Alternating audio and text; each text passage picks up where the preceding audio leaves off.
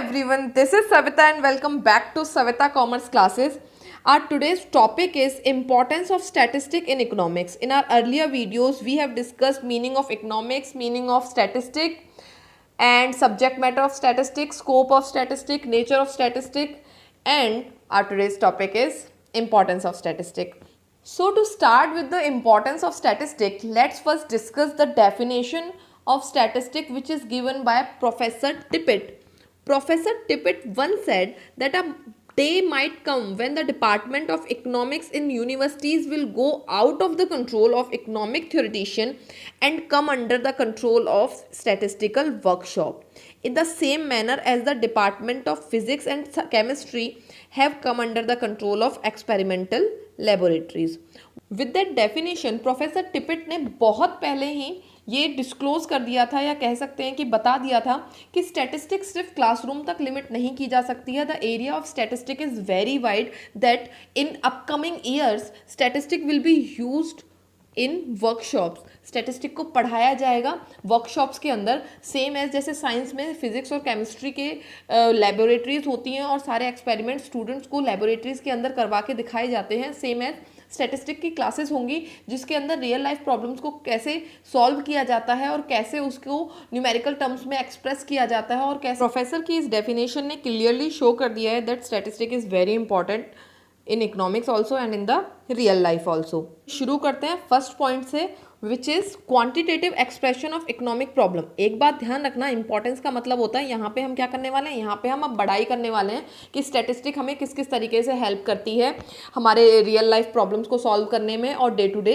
Life में. ठीक है, पिछले लेक्चर में हमने पढ़ी थी लिमिटेशन. लिमिटेशन का मतलब है हमने वहाँ पे कुछ कुछ बुराइयाँ करी थी स्टैटिस्टिक की, लेकिन यहाँ पे कोई भी बुराई नहीं करने वाले हैं. यहाँ पे क्या करने वाले हैं, सारी की सारी अच्छाई करने वाले हैं स्टैटिस्टिक की. तो पहली अच्छाई इन्होंने बता दी, quantitative expression of economic problem की जितनी भी इकोनॉमिक प्रॉब्लम होने वाली हैं उनको क्वांटिटी में एक्सप्रेस करती है क्या, स्टैटिस्टिक. ओके, अगर आप थोड़ा सा भी रिलेट करते हैं तो हमने इससे पहले लेक्चर में पढ़ा था नेचर ऑफ स्टैटिस्टिक, और नेचर ऑफ स्टैटिस्टिक कहता था कि या तो नेचर कैसा हो सकता है, साइंस हो सकता है या फिर आर्ट हो सकता है. और आर्ट के अंदर हमने पढ़ा था that statistic help in solving real life problems. याद आ रहा है बच्चों, यही सबसे बड़ी आपकी जो कनेक्टिविटी है ना, यही आपको हेल्प करती है किसी भी सब्जेक्ट को पढ़ने के लिए. अगर आप कनेक्ट कर पाते हो कि आपने पीछे क्या पढ़ा और आप आगे क्या पढ़ रहे हो, this connectivity is very helpful for you to understand any subject. Why? Because आप पीछे का भी याद कर लेते हो जब आप आगे पढ़ने वाले हो. ठीक है, जैसे अभी हम इस पॉइंट को पढ़ रहे हैं और हमने देखा कि भाई ये पॉइंट किससे रिलेटेड है, नेचर से रिलेटेड है, क्योंकि नेचर में हमने पढ़ के आए हैं कि नेचर कैसा है स्टैटिस्टिक का, वो आर्ट भी हो सकती है. और आर्ट हमने क्या समझा था, आर्ट में मैंने आपको एग्जाम्पल दिया था रियल लाइफ प्रॉब्लम से कि जब हम देखते हैं अनएम्प्लॉयमेंट कितनी है, तो अनएम्प्लॉयमेंट सिर्फ मैं ये थोड़ी कह दूंगी कि कुछ लोग बेरोजगार घूम रहे हैं, नहीं. उसके लिए हम एक परसेंटेज निर्धारित करते हैं और हम देखते हैं कि कितनी टोटल पॉपुलेशन में से कितनी पॉपुलेशन क्या है, अनएम्प्लॉयड है, बेरोजगार है, या फिर कितनी टोटल पॉपुलेशन में से लोग क्या है, पॉवर्टी लाइन से नीचे हैं, बीपीएल हैं, बिलो पॉवर्टी लाइन में हैं, या फिर कितने लोग पढ़े लिखे हैं, कितने लोग अनपढ़ हैं, कितने बच्चे स्कूल जाते हैं, या फिर कितने चाइल्ड लेबर के अंदर फंस जाते हैं. राइट, मतलब कि when we are going to express any economic problem in quantitative term, that is the importance of statistic first and also the nature of the statistic. Reason? Because under the nature of the statistic हमने क्या पढ़ा था, that statistic is an art. For example, if the problem of unemployment we make its quantitative expression stating that 20% of the total working population of India is unemployed. इसका कहने का मतलब क्या है कि जब भी किसी इकोनॉमिक प्रॉब्लम को क्वांटिटी में एक्सप्रेस कर दिया जाता है तो वो स्टैटिस्टिक की क्या है, ऑब्वियसली इंपॉर्टेंस है, क्योंकि स्टैटिस्टिक क्या करता है, सिर्फ और सिर्फ न्यूमेरिकल डेटा को एनालाइज करता है और उससे कुछ ना कुछ कंक्लूजन ड्रॉ करता है. फॉर एग्जाम्पल, अगेन एक और एग्जाम्पल ले लेते हैं, करंट सिचुएशन ले लेते हैं, कोरोना वायरस की सिचुएशन. ठीक है, कोरोना वायरस के करंट पेशेंट हैं इंडिया के अंदर 50,000 से ज़्यादा. सो कोरोना वायरस क्या है, एक इकोनॉमिक प्रॉब्लम है, और 50,000 क्या है, उस इकोनॉमिक प्रॉब्लम का क्वांटिटेटिव एक्सप्रेशन है. ठीक है, मतलब कि any economic problem which arise in any country is expressed in quantitative number through statistic. Okay, किसी भी कंट्री के अंदर जब कोई इकोनॉमिक प्रॉब्लम अराइज होती है और उसको जब क्वांटिटी में एक्सप्रेस किया जाता है तो वो किसके थ्रू एक्सप्रेस किया जाता है, स्टैटिस्टिक के अंदर एक्सप्रेस किया जाता है.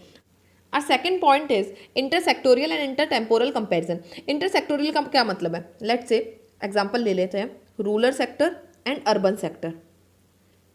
रूरल में कितनी अनएम्प्लॉयमेंट है? लेट्स से रूरल के अंदर 50% लोग क्या हैं? अनएम्प्लॉयड हैं, और अर्बन के अंदर लेट्स से 20% लोग अनएम्प्लॉयड हैं। ठीक है, अब ये जो मैंने डेटा लिया है कि रूरल के अंदर 50% लोग बेरोजगार हैं और अर्बन के अंदर 20% लोग बेरोजगार हैं, इसका जब मैं कंपेरिजन करती हूँ तो वो क्या कहलाता है? इंटरसेक्टोरियल कंपेरिजन कहलाता है। मतलब कि जब दो सेक्टर्स के बीच में कंपैरिजन कर रहे हैं उसके क्वांटिटेटिव डेटा को, तो वो क्या कहला रहा है? इंटरसेक्टोरियल कंपैरिजन कहला रहा है। दूसरा एग्जांपल ले लेते हैं, दूसरा कोई सेक्टर ले लेते हैं, एग्रीकल्चर सेक्टर और लेट्स से इंडस्ट्री। ठीक है, सो इंडस्ट्री के अंदर हमारी फैक्ट्रीज वगैरह आ जाएंगी, कंपनीज वगैरह आ जाएंगी, और एग्रीकल्चर सेक्टर आप सबको पता है कि एग्रीकल्चर में होता क्या है। ठीक है, तो एग्रीकल्चर सेक्टर के अंदर लेट्स से सेल्स जो है वो इस साल इंक्रीज हुई 50%, और इंडस्ट्री के अंदर सेल्स इंक्रीज हुई लेट्स से 10%। तो ये जो कंपैरिजन हम कर रहे हैं कि किस सेक्टर की सेल बढ़ी है और किस सेक्टर की सेल घटी है, ये किसके अंदर हो रहा है कंपैरिजन? इंटर सेक्टोरियल के अंदर। इंटर टेम्पोरल कंपैरिजन का क्या मतलब है? When the comparison is done on the basis of time. Time के बेसिस पे कैसे? मान लेते हैं 1951 में 70% लोग बेरोजगार थे और अनएम्प्लॉयड थे, लेकिन आज क्या चल रहा है? टुडे इज 2020, और 2020 में लेट से 10% लोग अनएम्प्लॉयड हैं। तो जब मैं टाइम के बेसिस पे क्या कर रही हूँ? कंपैरिजन करती हूँ, then it is termed as inter temporal comparison. और स्टैटिस्टिक के अंदर ही इसको किया जाएगा, क्योंकि स्टैटिस्टिक क्या करती है? क्वांटिटेटिव एक्सप्रेस करती है किसको? हमारी सारी की सारी इकोनॉमिक प्रॉब्लम्स को। तो चाहे वो टाइम के बेसिस पे कर रही हो किसी इकोनॉमिक प्रॉब्लम को एक्सप्रेस, या फिर सेक्टर के बेसिस पे कर रही हो, it will be termed as importance of statistic. ठीक है, मतलब कि इंटरसेक्टोरियल के अंदर हमने क्या पढ़ा कि जब सेक्टर्स के बीच में कंपैरिजन किया जा रहा है कि कौन से सेक्टर की सेल्स बढ़ी है या कौन से सेक्टर का प्रॉफिट ज़्यादा है या कम है, then it will be termed as intersectoral comparison. और जब टाइम के बेसिस पे कि मैं कह रही हूँ 1951 में अनएम्प्लॉयमेंट इतनी थी और 2020 में आज अनएम्प्लॉयमेंट बढ़ी है या घटी है, देन उसको क्या बोला? Inter temporal comparison. Our next point is working out cause and effect relationship. इसका मतलब क्या है कि अगर इकोनॉमी में कोई भी प्रॉब्लम अराइज हुई है तो वो प्रॉब्लम अराइज क्यों हुई, उसका कॉज क्या था, ये भी स्टैटिस्टिक जानने में हेल्प करती है। एंड उस प्रॉब्लम को कैसे सॉल्व किया जा सकता है, this is also done by statistic. For an example, if there is poverty in an economy, ठीक है, कि इकोनॉमी के अंदर क्या है? पॉवर्टी है। पॉवर्टी क्यों अराइज हुई, ये जानने में स्टैटिस्टिक हेल्प करेगी, और उसको कैसे सॉल्व किया जा सकता है ये बताने में भी स्टैटिस्टिक क्या करती है? हेल्प करती है। जैसे देखिए, पॉवर्टी अराइज क्यों हुई? इट कैन बी पॉसिबल कि पॉपुलेशन बहुत ज़्यादा है, या फिर लोग पढ़े लिखे नहीं हैं, उनके पास जॉब्स नहीं है, या और उसको सही कैसे किया जा सकता है कि भाई एजुकेशन लेवल इंडिया के अंदर बढ़ाया जाए और पॉपुलेशन को थोड़ा कंट्रोल किया जाए। तो ये सारी बातें किसके अंदर बताई जाती हैं? स्टैटिस्टिक के अंदर बताई जाती हैं। सो स्टैटिस्टिक क्या करती है? कॉज एंड इफेक्ट रिलेशनशिप बिठाने की कोशिश करती है कि प्रॉब्लम अराइज क्यों हुई, उसका कॉज क्या था, और उस कॉज की वजह से इफेक्ट्स क्या क्या आने वाले हैं, इन सबको बताने में स्टैटिस्टिक क्या करती है? हमारी हेल्प कर। कंस्ट्रक्शन ऑफ इकोनॉमिक थ्योरी और इकोनॉमिक मॉडल। स्टैटिस्टिक के अंदर क्या होता है कि जितना भी डेटा कलेक्ट किया जाता है उसके बाद देखा जाता है कि उस प्रॉब्लम का डेटा जो कलेक्ट किया, उस प्रॉब्लम की वजह से आगे क्या क्या इफ़ेक्ट्स हुए हैं, और उस इफ़ेक्ट्स की वजह से क्या किया जाता है? एक थ्योरी बना ली जाती है कि अगर ऐसा कुछ होगा तो उसकी वजह से इम्पैक्ट्स कुछ ऐसे आने वाले हैं। फॉर एन एग्जाम्पल, अगर प्राइस डाउन होगा तो डिमांड इंक्रीज होगी किसी भी कमोडिटी की। ये एक थ्योरी है जिसको नाम दिया गया है प्राइस थ्योरी, और प्राइस थ्योरी बताती है कि अगर किसी भी कमोडिटी का प्राइस क्या हो जाता है? कम हो जाता है, तो उसकी डिमांड डेफिनेटली बढ़ेगी।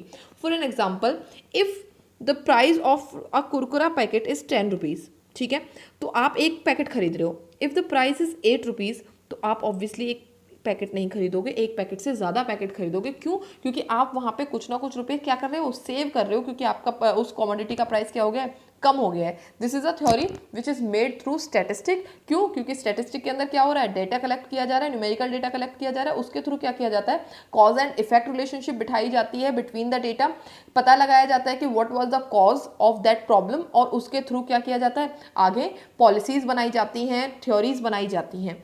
Economic forecasting. इकोनॉमिक फोरकास्टिंग का मतलब है if there is any situation in a country then that situation will lead to some future events, और उन फ्यूचर इवेंट्स के बारे में पहले से जान लेना is called economic forecasting.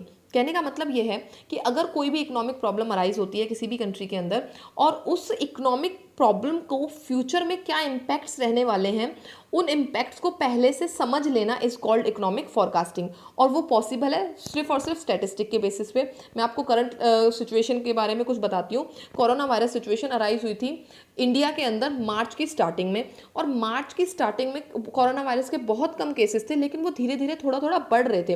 What PM Modi did, 22 मार्च को उन्होंने अनाउंस किया था लॉकडाउन, कि भाई धीरे धीरे केसेस बढ़ते जा रहे हैं और अगर लोग उस लॉकडाउन को फॉलो करते हैं तो वो प्रॉब्लम को शायद से थोड़ा सा कंट्रोल में लाया जा सकता है। वो उन्होंने किस बेसिस पे डिसीजन लिया होगा? ऑब्वियसली जो कोरोना वायरस के पेशेंट पहले बढ़ रहे थे उस बेसिस पे उन्होंने स्टैटिस्टिकल डेटा देखा कि डे टू डे कितने परसेंटेज के हिसाब से पेशेंट बढ़ रहे हैं, और उन्होंने क्या किया, एक इवेंट को फॉरकास्ट कर लिया कि अगर इसको नहीं रोका गया, आज लॉकडाउन नहीं किया गया, तो फ्यूचर में ये एक सिचुएशन बहुत ही ज़्यादा एक्सट्रीम केस बन सकती है। तो that is called economic forecasting. Formulation of policies, इस टॉपिक को समझने के लिए अपने पुराने एग्जाम्पल के साथ ही चलते हैं। That is corona virus situation which is this lockdown period. In this lockdown period government has decided कि जो स्कूल के अंदर एडमिशन फीस ली जाती है पेरेंट्स से, उस एडमिशन फीस को वेव ऑफ कर देते हैं, नहीं लेते, कि बच्चों से एडमिशन फीस नहीं ली जाएगी। अच्छा, पहली बात। दूसरा, अभी अभी आपने देखा, कल की ही बात है, वाइन शॉप्स ओपन हुई हैं सारी, और उन वाइन शॉप्स के अंदर वाइन का प्राइस क्या कर दिया है, हाई कर दिया।